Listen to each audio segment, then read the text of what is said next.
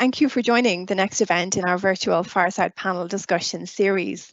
Our topic today is Allyship at PayPal. My name is Eva Mahoney and I lead university recruiting and programming for PayPal in Europe, and I use the pronouns she, her. The session today is geared towards students and recent grads with an interest in this topic, and we are absolutely thrilled to welcome you all today. Our panel is comprised of two incredible PayPal leaders, so we're really excited and looking forward to this discussion.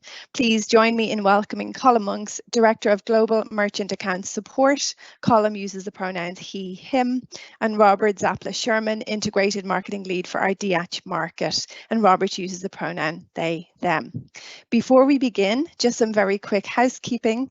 Please do feel free to share your comments and your questions in the chat window throughout the discussion, and we will respond to any questions after the event. So without any further delay, welcome Colm and Robert to this exciting panel discussion. Really delighted to be here with you today and very much looking forward to a focused conversation on this really important topic. So why don't we go ahead and jump right in. Colm, would you like to kick us off with a quick intro?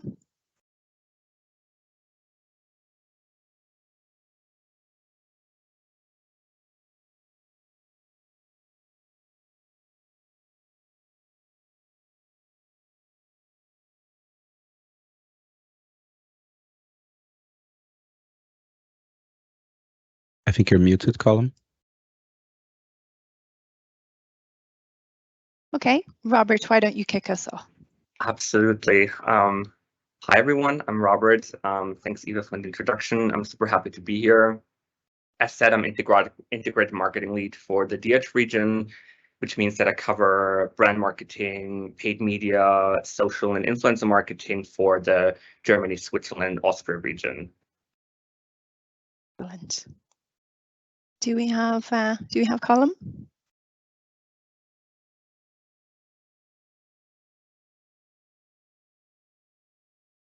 Okay, perfect. Do we have Colm?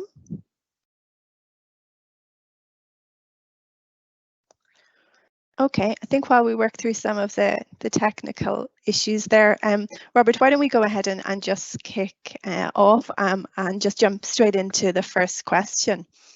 And it's around the topic of pride and why it matters to you. I wonder if you'd be kind enough to share your insights. Absolutely. I think pride in itself needs to be looked at from a variety of angles. First and foremost, from a language point of view, it means consciousness of one's own dignity, and it's a feeling of respect for yourself, but also just deserving to be respected by others. So in that respect, pride means to me personally that I can be who I am and support others in being able to be who they are and express that as well. And on the other hand, I want the world, my environment, your environment, our environment, to support that and celebrate that as well. That to me is pride. And it's also visibility. It's a chance to not having to hide yourself throughout the journey of your life, not at work, not at home, not at school or university, not in your circle of friends, and not when you walk down the streets. And while I know and acknowledge that we're not there yet everywhere in the world, I believe that with me and with everyone who can show up unapologetically, collectively, we can make a difference in someone else's life and help them simply be who they are and who they want to be by showing up. And that we can be proud of. And that's also pride for me. Really interesting. I think we might have lost Colm. Sure, absolutely. I think he's going to rejoin us when his connection is back up. So we'll just continue on ahead. And I wanted to kind of dovetail that into the topic of pride and allyship and the intersectionality piece, which I know is a topic that is likely to resonate hugely with this audience. So I wonder, is that, something that you could speak to us about? Absolutely. And I hope it's not going to feel like a monologue, but I have prepped a lot for this because it's a very important topic to me and I want to address a couple of things. So please bear with me and I hope you're not in the slightest bored. But let me start at a different point and tie into allyship and intersectionality. And just a little trigger warning, because a couple of information on violence is coming up now. So 90% of hate crimes in Germany are unreported. And just in Berlin, which is celebrated as one of the most open-minded cities in the world, anti-LGBTQ plus hate crimes rose by 17% year over year. In the US, 71% of Black adults or someone they know or care about have experienced gun violence in their lifetimes. And during the COVID pandemic, more than 11,000 hate crimes against Asian Americans have been reported. And that is just the US, and it continues well after COVID. And the list goes on and on and on. And taking that into consideration, all that is happening outside in the world to marginalized groups and minority groups, it is important to talk about and support change and allyship. And allyship in itself, just to get on the definition again, which I'm always a fan of, is kind of the status or role of one person who advocates and actively works for the inclusion of a marginalized or politicized group in all areas of society. And they don't do that as a member of that group, but in solidarity with its struggles and point of view and under its leadership. So it's not simply about them, but about them supporting and giving voice to others. And allyship is a journey. You don't wake up one day and you're an ally for every single cause that is out there in the world. That's important to celebrate and support. But it's an opportunity for each of us to move along a so-called allyship continuum that was developed by Jennifer Brown with great intention and agility so that we can create a more equitable and inclusive workplace and world where everyone feels like they belong. And I won't go into full detail on the allyship continuum. I will definitely suggest that you read on it. So Jennifer Brown. But it moves along 4 stages from apathetic, which means showing or feeling no interest or enthusiasm for a certain cause, over to aware, active, until you're at the advocate stage, where you are publicly supporting a cause, a group, or something that where you can show up as an ally. And that ties into intersectionality, because intersectionality is acknowledging that everyone has their own individual, unique experiences of discrimination and oppression, and we must consider everything and anything that can marginalize people. It's gender, ethnicity, class, sexual orientation, ability, and so much more. But, and I think that's very important, intersectionality is not a synonym for diversity. And it's not looking to construct a hierarchy of inequality, and it's not about pitting different people or groups against each other to assess who is the most marginalized or disadvantaged.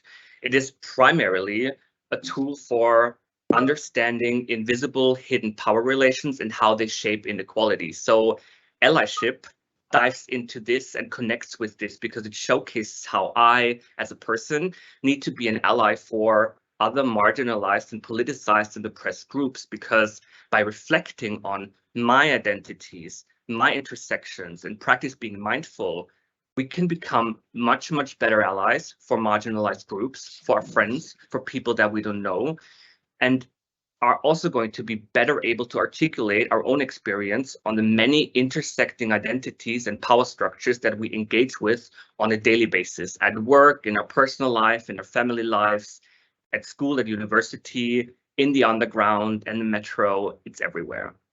So having done a monologue, even though I didn't want it to do it, I'm going to hand over it. I hope that Com has been able to join again.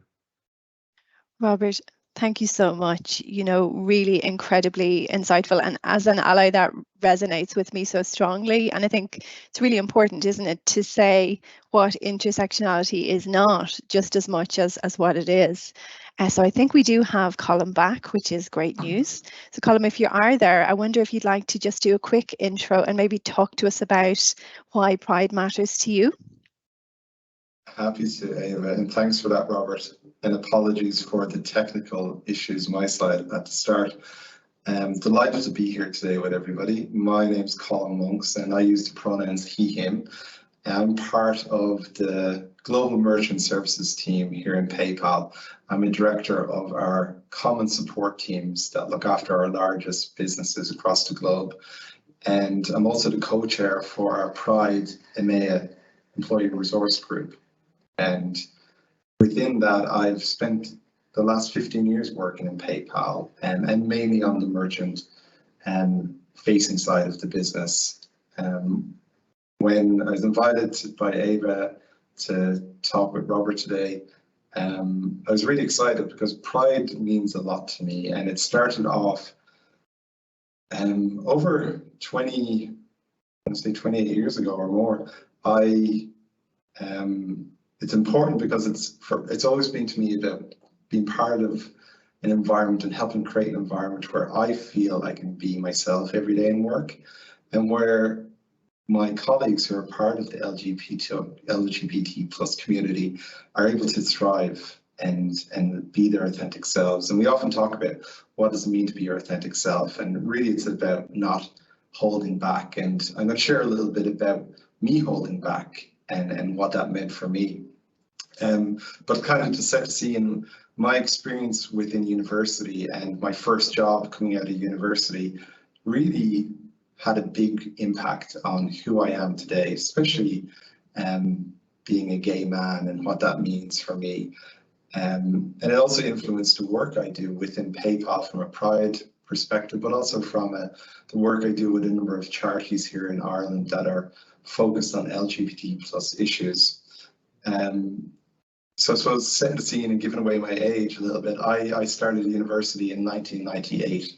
It's quite a while ago. But if you think about 1998 in Ireland, where I live, it was only 5 years before that homosexuality was decriminalized. And I remember watching the news at 9 p.m. at night when homosexuality was decriminalized. I remember some very not nice comments being said about it at the time. So it wasn't that long ago, really, especially from my experience. And so when I joined university and started university in 1998, I became the treasurer for the LGBT Society, as it was called back then, in Ireland's largest university. So I stepped out very visibly, very active in the community, the LGBT community. And it was a really exciting time, that period of time from 1998 to 2001 when I was in UCD was really exciting. It was a time of change, but shortly after I left university, I went and took a job in East Asia, and in a country where it wasn't possible to be out. There was no LGBT visibility. So I went from being a very out person, very clearly visible from my workplace was university, but I was very active in recruiting people and advocating for LGBT plus issues, to a place where I couldn't talk about that part of myself, where I wasn't able to talk about, my boyfriend at the time, who's now my husband. And that had a real big impact on me. I didn't think it at the time, but when I reflect back, and it really had a big impact. And I spent a number of years working in Asia, and returned back to Ireland and applied for a job in a company called eBay at the time, actually. And I remember coming in for the interview, and there was a big rainbow flag outside the building. And I knew that I was welcomed. And I think that's a really important part, because we often talk about acceptance. And when I think about pride and why it matters to me, it's not about acceptance. Acceptance is the minimum. You need to be welcomed. People need to be welcomed. And that's what's really important for me. And that's why pride really, I care so much about it. I don't want to be accepted. I want to be welcomed. I want people who are part of the LGBT plus community to be welcomed in the workplace. And that's, I'm so privileged to work with somebody like Robert who shares this passion as well. Thanks a million, Colm. Thank you for sharing, your personal story and for being so candid with it. Taking us back to your university days. So maybe just building on that theme, then can we double click on the topic of advice that you would have given to your younger self? Is that something that you would have any thoughts on? Will I take that one first, Eva? And then hand over to you, Robert. I think my advice really resonated with what Robert was talking about around intersectionality and what it is and what it isn't, and allyship. And the advice I would give to my younger self would be to take it easy. I would say not to rush into things and to be a bit more patient. I was definitely not patient as a younger person, still working on it, haven't perfected that.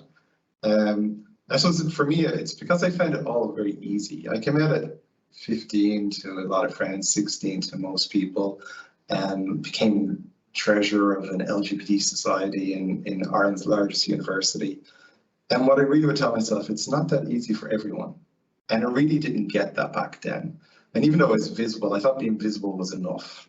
But actually, what I really could have done a lot better was realize that other people had it a lot more difficult than I had it.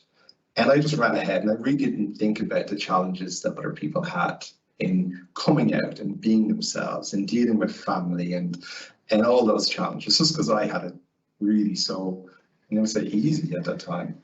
And as I gained experience and I learned from other people over the years, and I think, working in a place like PayPal really helps with that, is that understanding drove me to really work with LGBT charities. I work every Thursday with a young trans group where we talk about challenges people face, and it's not just trans people, it's young people who identify as female and how they are.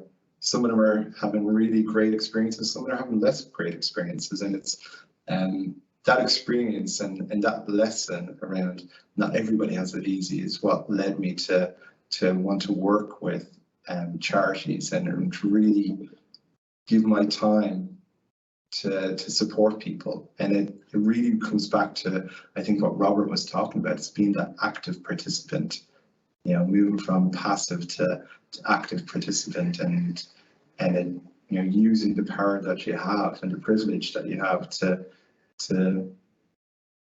aim to support people in a better way. How about you, Robert? Sure, I think we share a lot of similarities, and I don't want to downplay any experiences because I subscribe to what Colm said, that not everyone has the privilege that I had when I came out, that people supported me and that I had a family that supported me and I had a sister that was there and my friends. And yes, obviously there were every now and then derogatory remarks from people around me because I read very clearly homosexual, but I never felt that I needed to hide it, and I know and understand that that is a privilege. But, and that is also very relatable to you, Colm, is I always realized and always felt that life is about me and my choices, but I also then made the mistake to only worry about me and only worry about myself and not understand the kind of impact I could have by showing up with kindness, by early on addressing my unconscious biases that my family put into me, and by simply understanding that my personal actions have consequences for other people as well. And I learned a lot from that. Now, a couple of years later, I know and celebrate exactly that and work hard on myself and also work hard to get people to a place where they understand that we all are part of a whole, of a collective, and that the space that we take up, we share. And it's important to understand that we share that space. And it's important also to know that we are still valid to take up space, but also have to make space for others. So I make it my personal task or personal mission to open up space for others and give them a chance to blossom and grow without always having to take up the spotlight. So understanding life is not me, but us. Otherwise, we don't go anywhere and we don't get anywhere, and we will always kind of move in the same circle and move in our same bubble, and we do not change anything. And I don't want to come to a point where we forget to acknowledge the people that came before us, who fought for us being able to lead the lives that we do now. And I understand that I need to do the same for the next generation and they for the next. And that's kind of what I've learned throughout my life and what I taught myself. It kind of resonates, Robert, with our leadership principles. And I think that's something so important in PayPal. And one thing I love about PayPal is our leadership principles. And one of our leadership principles is about how we talk to each other, the language we use, and then what we expect from each other. And it's for every employee in PayPal. And one of those leadership principles is around creating an enduring impact and building the next generation. And that's exactly what you talked about there, Robert. And that resonates not only in our business operations, but in how we treat each other. Love that. Absolutely. Yeah, and it is really true, isn't it? It was certainly for me, like every day is a school day, and it's got to be about the collective, and it's very much sort of a journey of learning and evolution. And actually, Colin, you mentioned a point that brings us really nicely to, the next topic on our agenda, which is why PayPal does allyship so well. So yeah, I'm not sure, Robert or Colin, which one of you would like to take that, but I think it's an important topic to maybe just explore a little bit. Colin, do you want to go first?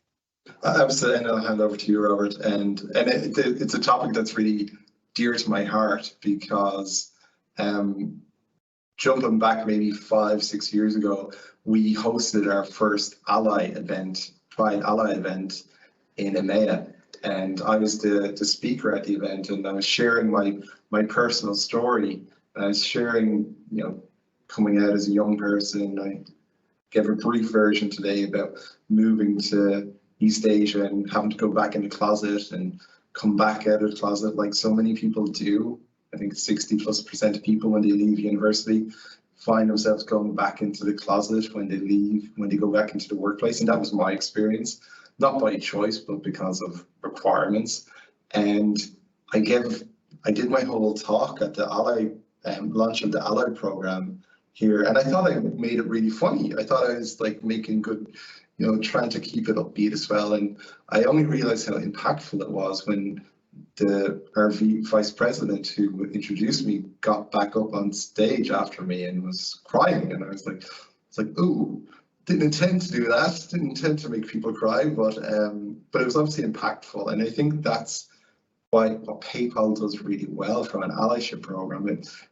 We bring people's stories to life, and we share, whether it's you're an ally for Pride or an ally for Unity, which is our women's network, or Amplify, which is our Black employees network, or whatever it may be, we're bringing in people to share their stories, because that's what really we connect with. That's what really drives the human connection, and why our allyship program is so good in PayPal. It's, I'm an ally for Unity. I actively work as part of our women's network and our Black employees network and multiple other employee resource groups. And I think, and I've colleagues and friends in many different companies, but it's one thing I'm really proud about what we do really well here in PayPal. And I mentioned our leadership principles, but overall, how the values we have as a company, one of the most important ones is inclusion,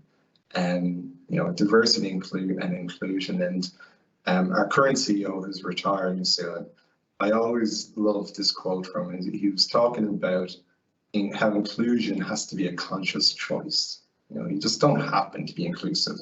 Diversity happens. We're a global company. We bring in people. We've got people from all over the world, all different backgrounds. But to be inclusive, that's different. That's about being intentional and thoughtful. And what Robert talked earlier about that community, that we need to share the space. We all have an opportunity to have space, but we got to make space for people too. And that's what, to me, PayPal does really well from an allyship perspective, for sure. What about you, Robert? What's your thoughts on what PayPal does with allyship? There are a lot of things that you already said that I definitely second. I've worked in a lot of different settings and environments, but PayPal, and maybe that's also why it's the company that I've been with the longest, because it's an active choice, is the first company in my journey that allowed me to fully show up with 100% being myself, bringing my identity, my beliefs and my values into work, and also being able to kind of guide and shift the way we develop ourselves further, using gender inclusive language in our marketing assets and everything that we're currently doing. And it's really important to me, and because I'm being seen, but I also know that I create work that reflects on other people as well and helps them to be seen and helps them to kind of create an emotional connection towards a brand. And that's important for me. But also when you spoke about the employee resource groups, that's an internal thing, because we have these groups and they're wonderful, but I think it's also important to say that in these groups, we don't just sit around and talk about stories and backgrounds. We actively tackle biases. We actively educate each other about heritage and history, and that is what makes PayPal such a special company, because it feels rooted in its values and feels authentic and real, and that's what keeps me here, basically, because I feel that I'm learning more. I'm learning to dissect my biases. I'm learning to grow, and I'm learning to be able to communicate with so many different people and become an ally for them on their journey, but also get them to become an ally for me. And that's what I really, really love about it. And that's what's really, really special. It's fantastic. Thank you so much, Robert. I think, you know, the thing that I like about PayPal is just that it's not just words on a wall, you know, and it's part of the reason that we're here today. So thank you for that. I'm very hesitant to say this, but sadly we are actually nearing the end of our time. We still have a little bit of time, but we're getting closer to the end. And Robert, I wonder if you could maybe, you know, start to kind of wrap up this session nicely for us. Maybe some parting thoughts, maybe a call to action for the group. If I can leave that in your capable hands, that would be great. Absolutely. So to wrap it up, first of all, thank you for everyone for listening and opening yourselves up to Eva, Com, and myself. Thanks, Com, for the conversation, and Eva, to you as well. I think for me, the most important lessons is just 2 words: be kind. Just be kind. When you see something, you stand up for other people, because we all have different experiences, we all have different pasts, we all have had different opportunities talking about equity, but we all need help at some point. We all need an ally, and we do not just do it for us and for them, but also for the next generation, as I said, to show them that they're valid, their experiences are valid, and that they have people out there that look out for them, and that they have a friend. Even if it's just in a passersby, you don't need to just stand up for your friends. You need to stand up for a cause and for something you believe in. And I think that's what allyship is about. And I hope that the conversation today helped you along the line a bit. Fantastic. Thanks, Robert. Colm, any kind of parting thoughts? I just, like Robert said, I'd love that. Be kind, and, you know, think about where you can move on the allyship continuum and make a difference. And like I said, from the lesson I learned was everybody's in a different place, and just because where you are might be great, other people are in a very different place, and that ability to be kind and be an ally can make a difference for somebody. Well said. Thanks, Colm. So Robert and Colm, a massive thank you for your time today. Really incredible conversation, and just so sort of uplifting and inspiring. And thank you for everything that you both do every day. And to everybody who's joined us on the call, we really hope that you enjoyed it. We will be in touch to respond to any of the questions or comments that have been submitted in the chat window. And we really look forward to seeing you at our next virtual event. So thank you, everybody, and bye-bye.